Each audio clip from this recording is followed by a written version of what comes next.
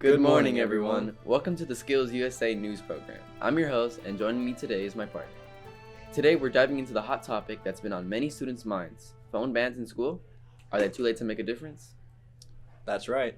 With smartphones now an important and key part of students' lives, the debate over their presence in the classroom has intensified. We'll explore various perspectives on the issue today. The rise of smartphones has transformed the way we communicate, access information, and even learn. But with these changes come challenges, particularly for educational environments. Let's kick things off with a brief overview of the current situation.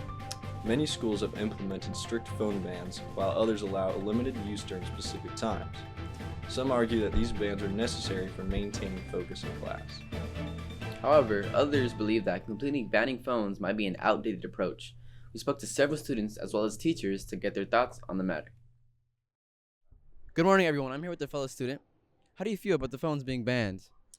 I feel like this is ridiculous. I'm basically about to graduate and they're banning the phones from us. I mean, like, we've done it for years and years. Why now ban it? It just doesn't. I feel like if they're gonna do it, they should do it next year when I'm not here. You make a great point. And do you think banning phones is the most effective way to limiting phone usage?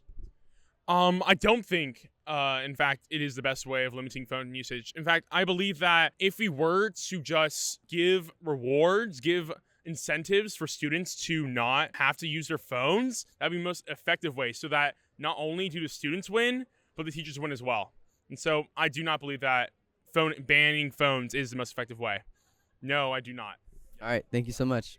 I do think it is. Unfortunately, the way that rules and laws kind of come into shape, people abuse rights.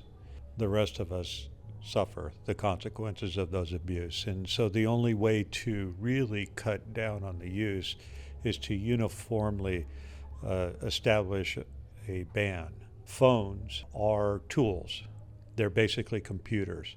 Students can use phones for beneficial purposes, research, communication. Unfortunately, a lot of students do not know how to, or lack the discipline to use the phone for those reasons only. So wrapping up our discussion today, it seems the question: are phone bans too late? Will it continue to stay and be a relevant topic, especially to the youth, for a while? And instead of an outright ban, a more nuanced approach that involves guidelines and education on responsible phone use may be the way to move forward. Stay tuned for our next segment, and remember to engage with us on social media. Until next time, keep thinking critically.